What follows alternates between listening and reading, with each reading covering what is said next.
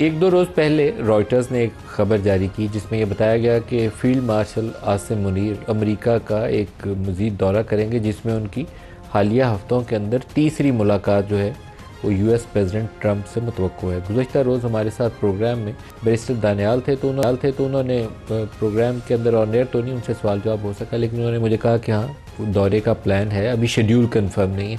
तो शेड्यूल तो जब भी होगा, लेकिन एक मुतवक्को उसके अंदर जो टॉपिक बताया गया हमें उस खबर के अंदर वो ये था कि पाकिस्तान ने जो मिडल ईस्ट के अंदर गज़ा के अंदर जो सिक्योरिटी पैक्ट हुआ है उसमें जिन ममालिक ने सिक्योरिटी के हवाले से या फ़ौज की कंट्रीब्यूशन करनी है उसमें पाकिस्तान भी शामिल है, तो मुमकिन तौर पर इसके ऊपर भी बात होगी।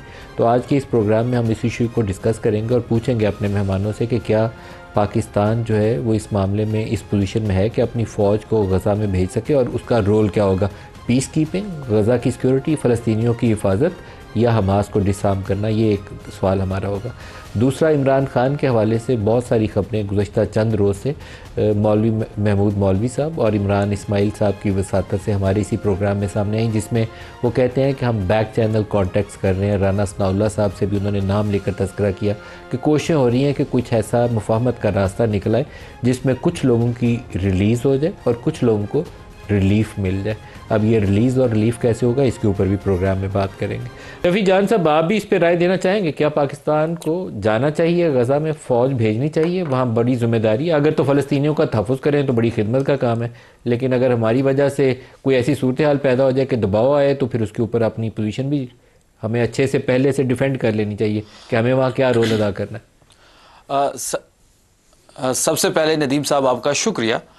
बिल्कुल फ़लस्तीन के साथ हमेशा पाकिस्तान की आवाम की दिल धड़कते हैं और फ़लस्तीन को जो भी मुश्किल जब भी दरपेश आई है, चाहे इसराइल की जारहियत हो, तो पाकिस्तानी अवाम ने और पाकिस्तानी लीडरशिप ने हमेशा उस पर आवाज़ भी उठाई है और अमली इक़दामात भी आपने देखे होंगे। जहाँ तक मुझे समझ आई राना साहब की गुफ्तगू की, तो राना साहब ख़ुद नहीं क्लियर, और कभी कभी मुझे राना साहब की बेबसी भी इस गुफ्तगू में नज़र आई कि वो ख़ुद भी नहीं क्लियर और उनके बस में भी कुछ नहीं है। देखिए, बड़ी कोर इशू है ये। अगर पाकिस्तानी फ़ौज वहाँ जाती है तो उस फ़ौज का पर्पस क्या होगा? फ़लस्तीन की आवाम का तहफ़्फ़ुज़ होगा या हमास को डिसआर्म करना होगा? ये दो बड़े कोर इशू है। इस पे गवर्नमेंट भी इस वक्त नहीं क्लियर और राना साहब ख़ुद भी नहीं क्लियर। और जहाँ तक उन्होंने प्राइम मिनिस्टर की बात की, तो प्राइम मिनिस्टर कैबिनेट में लेके आए या ना लेके आए, इस इशू को इनके इख्तियार में नहीं है, ये फ़ैसला कहीं और से होना है।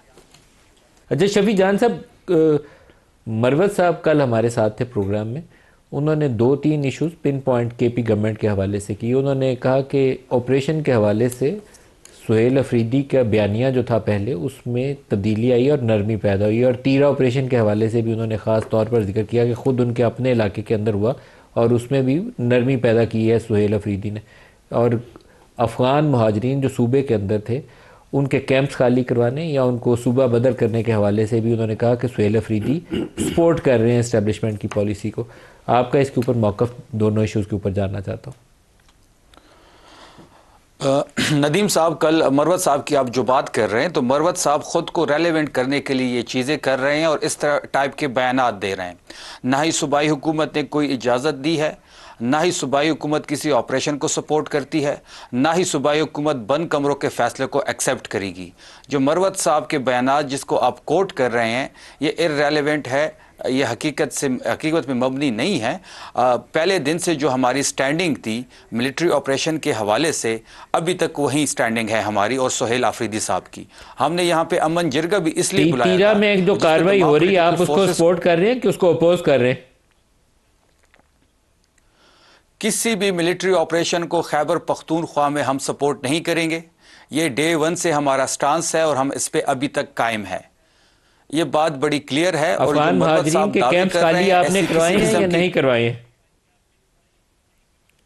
देखिए, अफगान महाजरीन पे जो वफाक की पॉलिसी है, जो पॉलिसी ये इम्प्लीमेंट करना चाहते हैं, वही शकूक व शुबात ही इसकी पॉलिसी को जन्म देती है। एक साइड पे ये कहते हैं, राना साहब भी यहाँ पे मौजूद हैं, कि अफगान महाजरीन को अफगानिस्तान वापस भेजा जाए।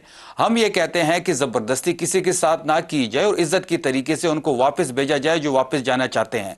लेकिन दूसरे साइड पर अगर आप देखेंगे कि ये लोग ही एक अफगान महाजिर को पाकिस्तान की सिटीजनशिप देते हैं, उसी को मुस्लिम लीग नून का टिकट देते हैं, उनको हयाताबाद के हल्के से खड़ा करते हैं, फॉर्म 47 के जरिए तैमूर जगड़ा से उसको इलेक्शन जितवाया जाता है, और वह जब हाउस में आता है तो वो सीएम सुहेल आफरीदी के खिलाफ इल्ज़ाम तराशी करता है, इमरान खान के खिलाफ इल्ज़ाम तराशी करता है।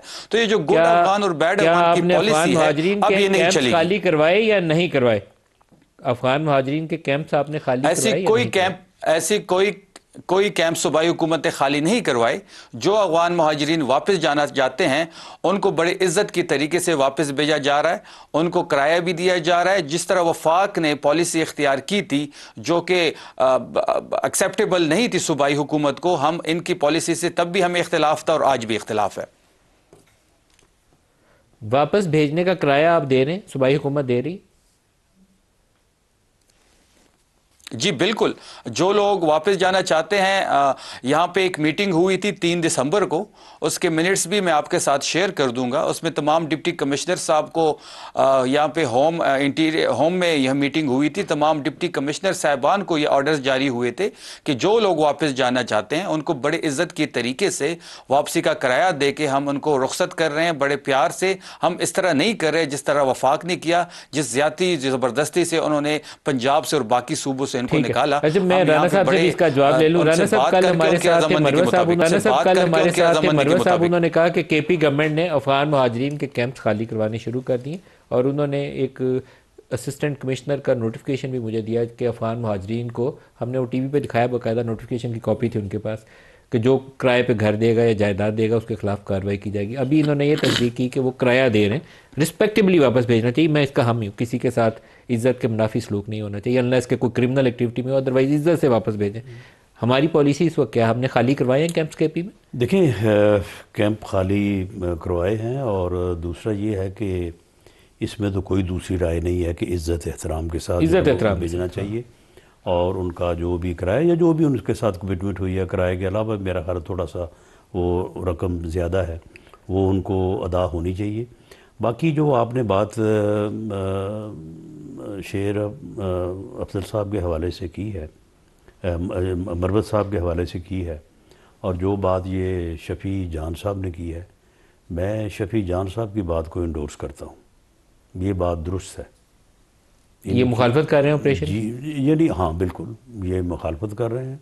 और मरवत साहब जो कह रहे हैं ना कि जो को फ़र्क आया है रवैये में, तो वो तो खामखा इनको मजबूर करने वाली बात है कि ये जो है वो अब अपने उस रवैये के ऊपर और जोर दें। मेरी असेसमेंट के मुताबिक कोई फ़र्क नहीं है, कोई फ़र्क नहीं है। ताहिर अशरफी साहब, पाकिस्तान को गज़ा में फ़ौज भेजनी चाहिए या नहीं भेजनी चाहिए, और उसका रोल क्या होना चाहिए? बिस्मिल्लाहिर्रहमानिर्रहीम, नहमदुहु व नुसल्ली व नुसल्लिमु अला रसूलिहिल करीम। देखिए, गुजारिश ये है कि सबसे पहली बात तो नदीम मलिक साहब, मैं अपनी इत्तलाआत, और यहाँ माशाल्लाह राना साहब आपके पास बैठे हैं, मुमकिन है वो भी इसकी तस्दीक करें। ये अर्ज करना चाहता हूँ कि ये जो बात फैलाई जा रही है कि पाकिस्तान खुदा न खास्ता अपनी फौज भेजेगा और वो जाके हमास को डिसआर्म करेगी, वो फलस्तीनियों से असला वापस लेगी, पाकिस्तान ने ना इस हवाले से अभी तक कोई बात की है, ना इस हवाले से कोई बात है। बल्कि अगर हम देखें तो ये मैं जिम्मेदारी के साथ कह सकता हूँ कि पाकिस्तान के वजीर खारजा नायब वजीर आजम इसहाक डार साहब भी पिछले हफ्ते में कह चुके हैं कि हमारा, अगर पाकिस्तान किसी वक्त कोई तय करता है कि उसने अपनी फौज को भेजना है, वो फलस्तीनियों की जो है हिफाजत, गजा की तामीर नौ और गजा की जो आप उसको रिहेबिलिटेशन वहां का कह लें या जो भी, उसमें तो मुआविन होगी। लेकिन इस तरह के किसी अमल में जिससे फलस्तीनी उसको पसंद ना करें और अहले फलस्तीन उसको उसके साथ अपना इख्तिलाफ करें, पाकिस्तान ऐसा कोई काम नहीं करेगा। हम हर वो काम करेंगे जो अहले फलस्तीन पसंद करेंगे और जो अहले फलस्तीन की ख्वाहिश होगी। ताहिर अशरफी साहब, अगर हमास को डिसआर्म करना एजेंडा आइटम में हो तो फिर हमें फौज भेजनी चाहिए या नहीं भेजनी चाहिए? मेरा ख्याल है हमारी फौज फिर बिल्कुल नहीं जाएगी। हम फलस्तीनियों के साथ लड़ने के लिए कभी भी नहीं इंशाअल्लाह जाएंगे, ना ऐसी कोई सूरत बनेगी और ना ऐसी कोई तवक्को रखे पाकिस्तान से कि पाकिस्तान का फौज, जो पाकिस्तान की फौज जो ईमान तकवा जिहाद फी सबीलिल्लाह वाली फौज है, और पाकिस्तान का मौकफ जो इस वक्त भी आप देखें ना, पाकिस्तान का आर्मी चीफ वाहिद है दुनिया में जो जिसने 7 अक्टूबर के बाद फलस्तीनी सफीर को GHQ में दावत दी और हर मुमकिन सतह पर जो मुमकिन ताउन था वो हो रहा है।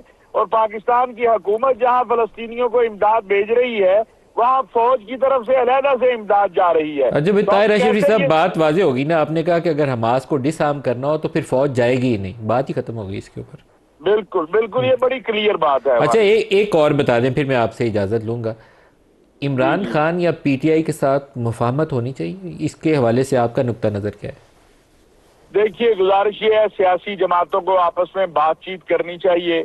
इमरान खान साहब को चाहिए कि वो जिद को छोड़ दें। कोई, ये राना साहब बैठे हैं, जिस वक्त इनको जिस दिन गिरफ्तार किया गया था, मैं आज आपके प्रोग्राम में अर्ज करूं, मैं उससे अगले उस रात जनरल बाजवा के पास गया था और अगले दिन खान साहब के पास गया था और ये गुजारिश की थी कि ये सिलसिला ठीक नहीं है, ये कल आपकी तरफ लौटेगा।